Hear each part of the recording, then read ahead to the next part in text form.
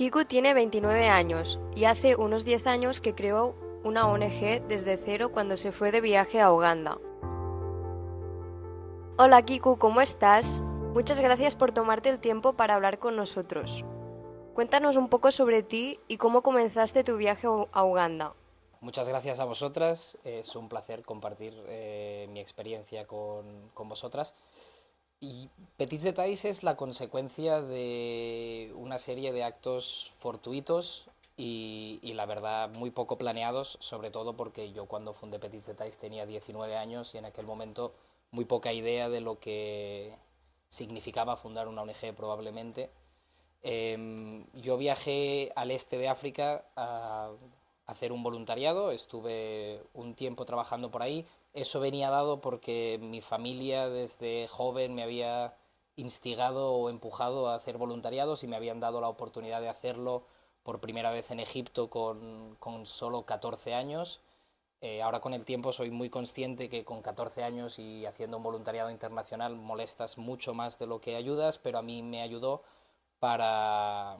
para darme cuenta que en el mundo había realidades muy distintas a las que yo estaba acostumbrado. Entonces, cuando tenía 19 años, me entraron las ganas de poder conocer mejor qué se podía hacer para cambiar esas realidades. Me fui a Uganda de voluntario y en diciembre del año 2014, es decir, hace casi 10 años,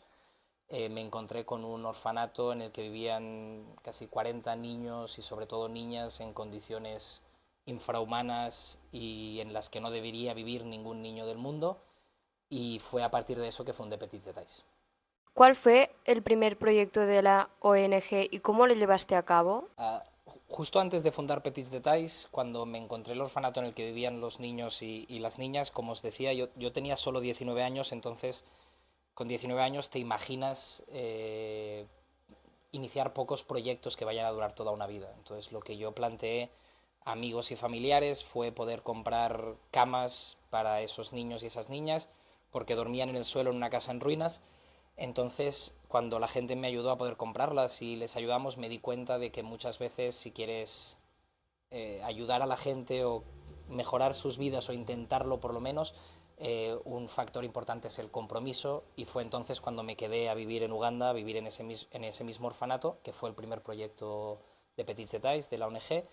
y desde entonces hace ya más de 10 años y muchísimos proyectos diferentes que hemos implementado, todos enfocados también en la misma dirección, que es la ayuda a la infancia, garantizar que los niños y las niñas puedan ejercer sus derechos fundamentales de manera libre, y luego en los últimos años también trabajando para promover los derechos de las mujeres. ¿Qué tipo de programas ofrece actualmente Petits Detalls? En Petits Detalls actualmente estamos trabajando en 5 proyectos distintos. El primer proyecto es el del orfanato, que ya os he explicado. Llevamos, lo dicho, 10 años trabajando para garantizar que las necesidades básicas de los niños huérfanos de la zona estén garantizadas, centrándonos sobre todo en la educación, la alimentación, la sanidad, pero también en el acompañamiento emocional, psicológico y sentimental, porque creemos que los proyectos deben tener también un punto de alma, y de hecho creo que para eso el nombre de Petits Detalls o pequeños detalles es muy adecuado, porque de alguna manera nosotros mismos o nosotras mismas creemos que podemos intentar cambiar la vida de mucha gente, pero al final lo que va a contar va a ser que los pequeños detalles que harán que la vida de de las personas, de algunas personas, sea un poco mejor. Luego llevamos muchos años también trabajando en el desarrollo de escuelas primarias públicas. Eso significa que nosotros trabajamos mano con el Ministerio de Educación del Gobierno de Uganda para asegurarnos que las escuelas de las zonas rurales, donde van las familias más desfavorecidas y con más necesidades, sean lugares seguros para los niños y para las niñas, y sean lugares donde puedan recibir una educación de calidad. Todo eso, digamos, viene del pleno convencimiento de que la educación es una de las herramientas que puede transformar estructuralmente una sociedad y puede hacer que personas que no tenían las mismas oportunidades que otras pasen a tenerlas. Luego llevamos también desde el 2018 trabajando en un proyecto de empoderamiento socioeconómico de mujeres en zonas rurales. Esto significa que nosotros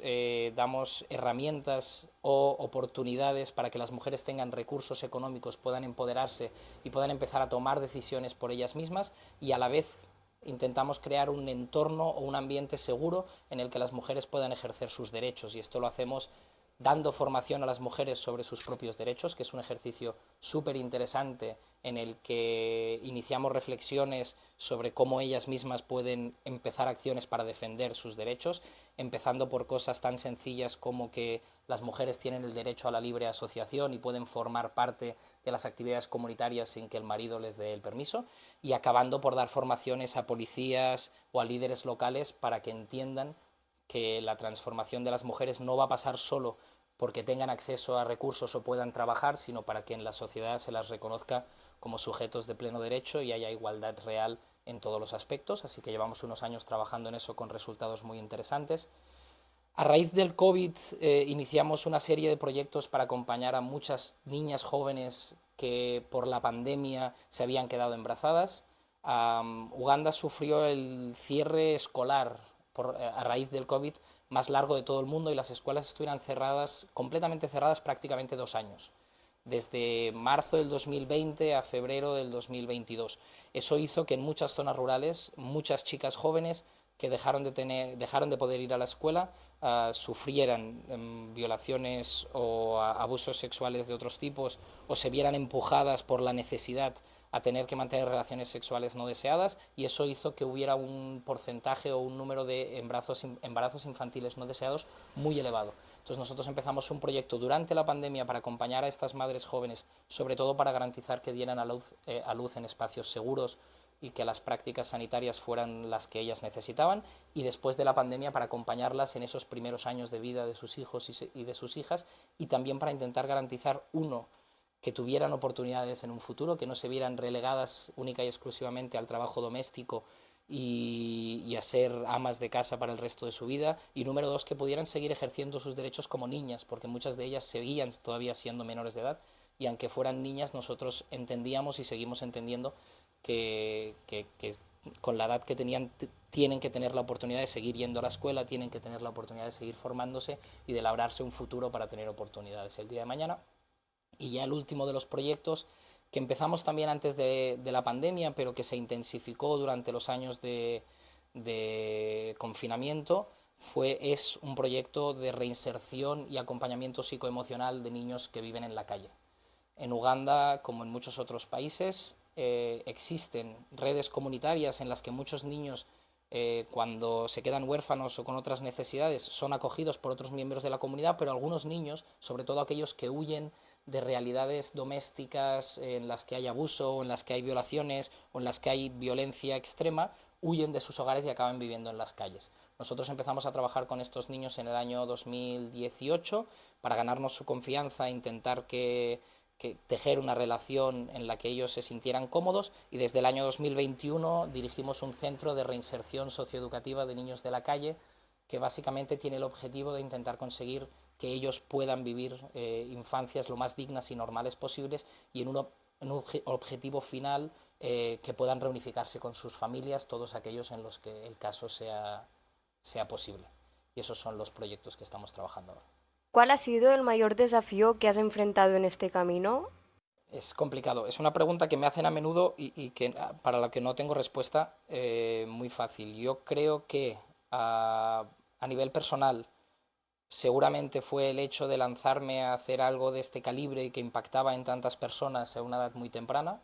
sobre todo porque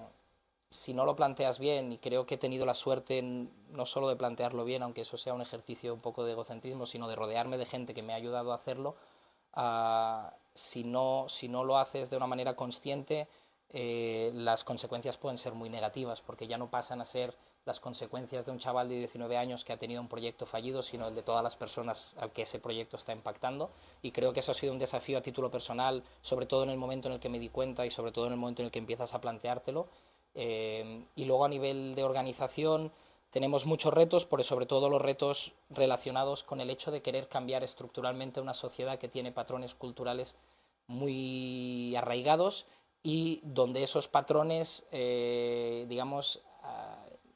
conllevan algunas veces desigualdad. Me explico con otras palabras. Cuando tú vas a una sociedad que tiene fuertes componentes patriarcales e intentas fomentar proyectos de empoderamiento de la mujer o intentas hablar de derechos de la infancia, intentas fomentarlos, muchas veces puedes encontrar muchas personas que no van a querer ese tipo de proyectos en su zona. Pero bueno, no hay que irse a Uganda para ver que hay gente reticente a la práctica de los derechos ni a acabar con las desigualdades, lo tenemos aquí también. Entonces yo creo que eso a nivel institucional o como organización probablemente es el mayor de los desafíos. Luego hay muchas historias y anécdotas individuales que yo he tenido que vivir o que compañeras que trabajan en Petits Detalls han tenido que vivir, pero bueno, eso es más anecdótico y creo que el convencimiento de estar haciendo lo correcto probablemente nos lleva a superarlas sin mucho problema. ¿Qué planes tienes para el futuro de Petits Detalls? Yo creo que la mayor virtud que tiene Petits Detalls es que empezó siendo el sueño de un chaval de 19 años que quería hacer algo probablemente en ese momento un poco loco, y a día de hoy es el sueño colectivo de muchísimas personas, así que yo creo que el camino de Petits Detalls no lo van a marcar mis planes personales, sino que lo va a marcar las ideas colectivas o como grupo que tanto el equipo de aquí como sobre todo el equipo ugandés, porque nosotros somos una organización que intentamos fomentar el liderazgo y el trabajo de personas ugandesas en los proyectos de desarrollo, pues digamos que el plan de los siguientes años o el futuro de nuestra organización va a venir marcado por todo eso, y probablemente es de lo que más orgulloso me siento, que algo que fuera un proyecto personal o que pudiera verse como un sueño muy personal y personalista, a día de hoy no lo sea y sea algo colectivo y sea algo que comparto o tengo la suerte de compartir el día a día con muchas personas maravillosas. Muchas gracias por compartir tu historia con nosotros. Y ya por último, ¿qué mensaje le darías a alguien que está pensando en iniciar una ONG o trabajar en desarrollo comunitario? Para mí, pregunta muy complicada también, pero probablemente creo que lo más importante cuando querramos trabajar o en el campo del desarrollo internacional o en el campo de las ONGs, sobre todo entender que nosotros desde aquí tenemos un rol a jugar, pero que el liderazgo, el protagonismo y las decisiones tienen que ser tomadas por las personas de los países en los que vamos a trabajar, y que nosotros debemos apoyar y respetar eso siempre para intentar no caer en fomentar